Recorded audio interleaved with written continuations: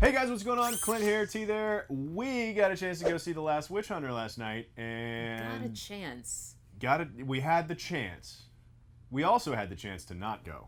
Yeah. I suppose is what we that implies. picked the wrong thing. Yeah, but here's the thing. Here's why I was really excited about The Last Witch Hunter. And I guess we should say beforehand, we're going to end up giving this a thumbs down. Yeah. But not because it's strictly bad. I was hoping it was going to be outrageously bad. Snakes on a plane bad. Yes. I wanted it to have that energy of like, guys, we're making The Last Witch Hunter. Yeah. And Vin Diesel is here. So let's have some fun, huh? Right.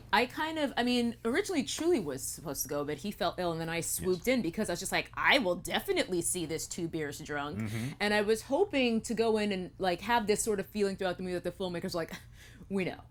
But that was not the case. No. But it was funny because everybody seemed to be pretty on board with the movie. Elijah Wood was there, and he was like, okay, yeah, I'll play along. Sure. Last Witch Hunter, great. Michael Caine was there. Yeah.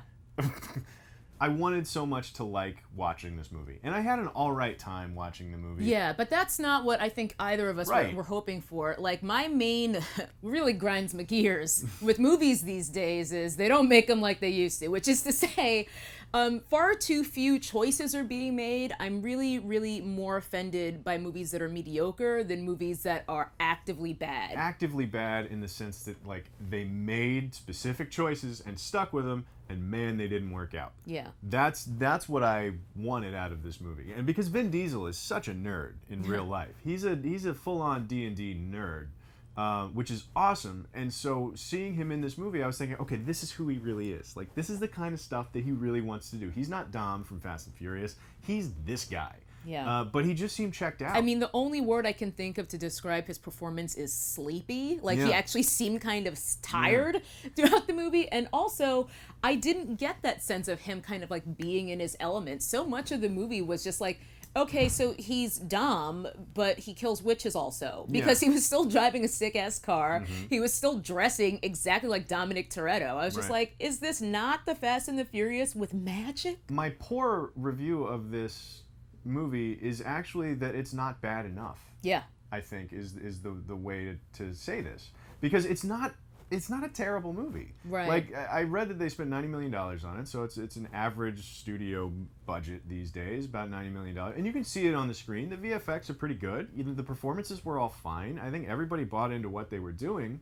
That's just not what I wanted. I didn't want them to try to make a good Witch Hunter movie, which is not fair at all. Yeah. But, you know. I mean, I think the way we came out of Hot Tub Time Machine 2 is the way we were kind of hoping to come out of this, where they just sort of embraced the ridiculous premise.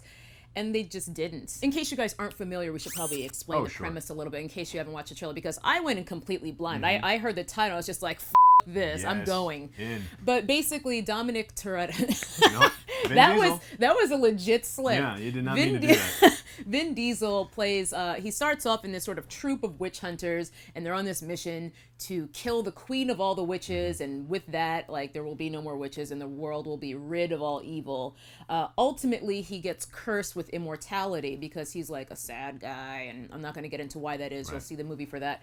But ultimately, he gets cursed with immortality, and is still left to kill off the remaining witches, because there are still witches left, apparently, after they kill the queen of the witches. Yes. If you could have that setup with the energy of, like, it, let's kill some witches, huh? Yeah. Which occasionally they let some of that seep in, which was part of the frustrating thing about this. Because, like, Michael Caine, at one point, is seeing some really bad shit happen, and he goes, well, hello, you ugly bitch of a morning.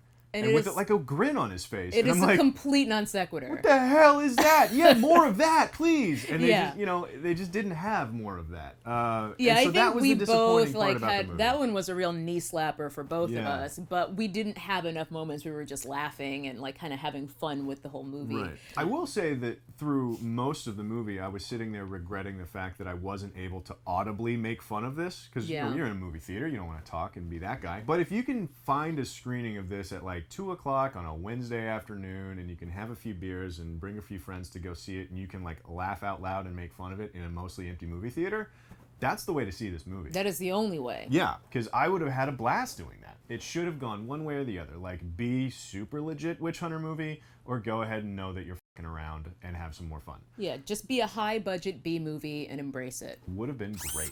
So if you were not interested in seeing this movie, I say carry on. If you were curious, at least 2 beers and in a relatively empty theater where you can goof on it the whole time. Right. Okay, so that's what we think of The Last Witch Hunter. Let us know what you think about it in the comments down below if you've already seen it, which I'm sure some of you have, because some of you always have seen it.